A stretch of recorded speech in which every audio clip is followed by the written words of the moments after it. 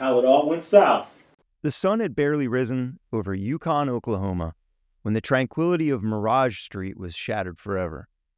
In the early hours of April 22nd, 2024, a heated argument erupted between Jonathon Candy, 42 years old, and his wife Lindsay, 39.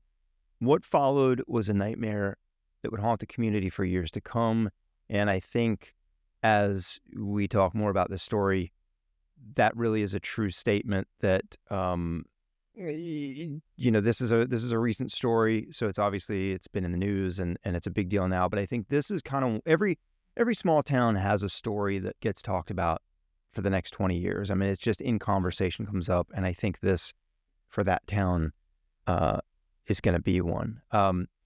Jonathon, a man once known for his infectious laughter and, quote, goofy attitude, transformed into something unrecognizable that fateful morning. The first gunshot rang out, silencing Lindsay's voice forever. But Jonathon's rampage had only begun. With cold determination that belied his reputation as a loving father, Jonathon moved through the house. He hunted down 3 of his 4 sons, Dylan, 18 years old, Ethan, 14, and Lucas, who was just 12 years old. Each crack of the gun extinguished another young life, dreams unfulfilled, and futures erased in an instant. As dawn broke, an eerie silence fell over the Candy household. In a final act of violence, Jonathon turned the gun on himself, leaving behind a scene of unimaginable horror and a single survivor, his 10-year-old son. The boy, whose name has not been released, of course, at least I couldn't find it anywhere, has been withheld to protect his identity, though I'm sure, in that community, people are going to know who this kid is. But this boy awoke to a house of death. With trembling hands, he dialed 911 at 9:35 a.m., his young voice breaking as he told the operator that everyone in the house appeared to be dead. When police arrived, they were met with a scene that would haunt even the most seasoned officer. Sergeant Gary Knight of the Oklahoma City Police Department struggled to find the words to describe the carnage. He said, "Make no mistake about it, what happened inside that residence was nothing short of a massacre. Those children were hunted down and killed." His voice heavy with disbelief as he even stated that.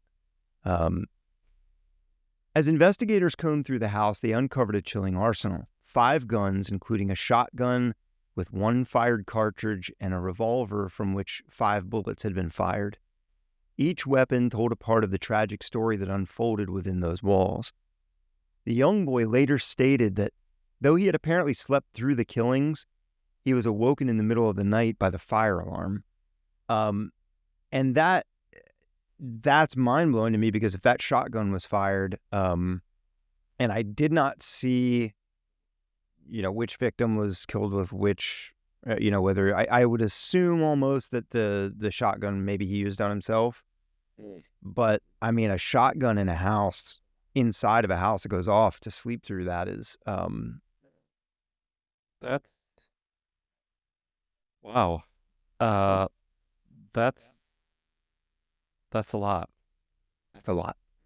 Yeah. And we never get answers, right? Because of people who turn it on themselves, where we just want to know why. Yeah, and I'm going to get into that, of course. There's some other things about, sort of the backstory of this family and why this is a tragedy regardless. I mean, it would be in any situation, regardless of the family dynamic. There's kids involved. But when you hear a little bit more about this family, you'll kind of understand why this is so shocking. The community reeled from the shock of this tragic murder. How could this have happened to the Candys? They were, quote, the all-American family that, everyone that was interviewed that I read in the paper, there was no one that said anything bad. I mean, family, friends, no one said anything bad about this guy or his family. Just 2 years earlier, Jonathon and Lindsay had appeared on the November 26, 2022 episode of Discover Oklahoma, and their playful banter and shared love for a local bakery painted a picture of marital bliss. In the days that followed, neighbors and friends struggled to reconcile the Jonathon they knew, the man whose jokes kept everyone smiling, with the monster who had decimated his own family. The police found no history of domestic abuse, no prior calls to the residents, calls to the police. It was as if a switch had been flipped, turning a loving father into a cold-blooded killer overnight. In a statement given by relatives, they said, "Our entire family has been left shattered and confused with so many questions we won't ever have answers to. Aside from these events, his children and wife were his entire life." That to me is like, that really, we talk about mental health a lot, mental health issues. What makes someone flip like that? Is it something that's been building up? They were having a heated argument the night this happened, but it doesn't sound like that was something that was typical. It wasn't like he had reached a breaking point of like, I can't take all this fighting, and I don't know what to make of it. Obviously, again, so they didn't like find a bank account where he's $100,000 in debt or anything like that, and it's just become something. Yeah, no, I mean, not as of now. Not that I could find. The investigation, of course, is still ongoing, but I mean, it's hard when your only surviving victim is a 10-year-old boy, and he was asleep. Why did he survive? Don't know. I mean, who knows? Yeah, and I don't want to sound grim, but I mean, he had one bullet left in that revolver, so it very likely could have been used on this 10-year-old boy. Thankfully, it wasn't. But yeah, I don't know, man. What makes somebody just flip like that? You would think that kind of response to anything. I mean, that tells me it's something that's been building. Yeah. I mean, you've killed your entire family almost, and yourself. It's not over an argument over, I have no way to understand that. And does it just like build up into a big snowball? Once one happens, it just keeps going. But then he stops, right? He stops with his youngest, but then he also does it on himself, like the ultimate act. I don't know. Yeah. I mean, like I said, it's kind of a miracle that the one child was spared, but why? We'll never know. Unless this guy left some kind of letter that hasn't been found, a suicide note, a manifesto of, we'll never know. I mean, he took that information to the grave with him, if he even knew. And where's this in Oklahoma, you said? Oh, yeah. Yeah. Wow. Yeah. So what do they do now?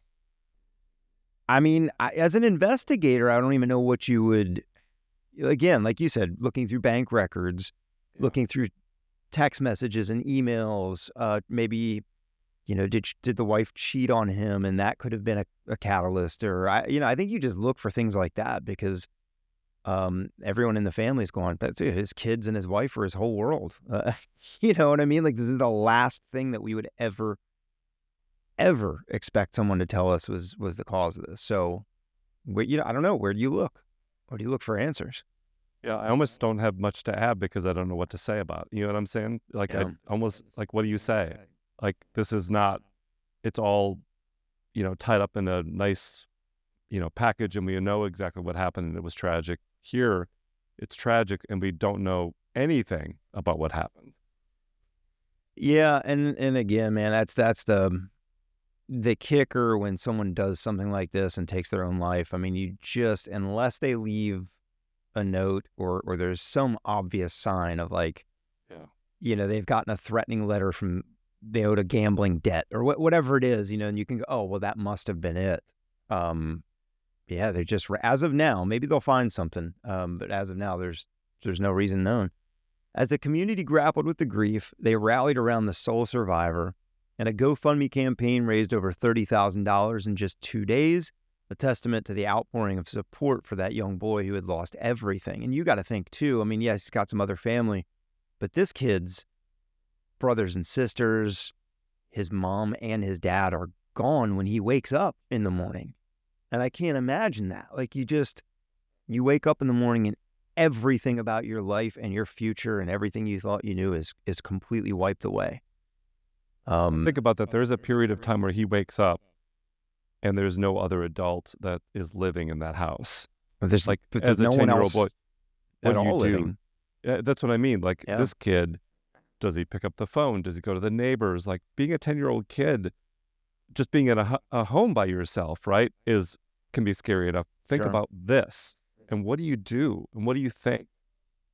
Well, he called the police. He called 911. But I mean, I just think about, God, that would scar anyone. Even an adult, you wake up and everyone in your family that's happened to. But as a 10-year-old, it's really unfortunate that kid's likely going to have just a lifetime of therapy and just different issues that I don't even understand, disassociation and, not being It's able terrible. to trust people. It's really the long-term effects for that kid, probably are going to be many. The money raised from that GoFundMe will go towards funeral expenses, or went towards funeral expenses, counseling, education, and the child's general welfare.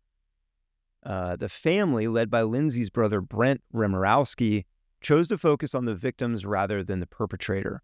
They omitted Jonathon's name from their statements, all statements they gave to the news, refusing to let his final act of violence define their loved ones' legacies.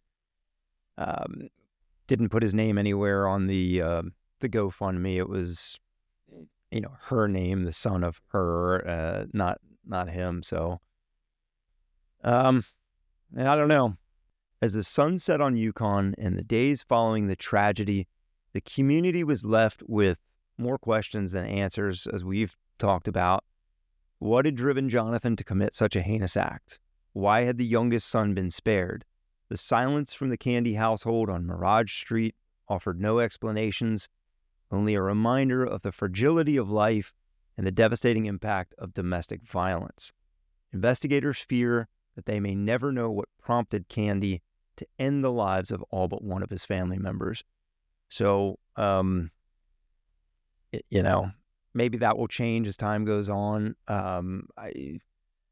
But I feel like something like that, they probably, in a case like this, were able to look through the evidence that they could get fairly quickly. Subpoena phone records, look through emails, have those hacked into the banking. They can get subpoenas for that, and all that's pretty quick. Cell phone data, ping data. If there's no answers in that or no clear answers, unless somebody comes out of the woodwork, in my opinion, and says, "Oh, he told me this a couple days before this happened," I don't think you'll really ever know. Yeah, I mean, the best thing to do is just focus on that 10-year-old boy. Yeah, and fortunately, that seems like what has happened and what is happening. He's with other family members, and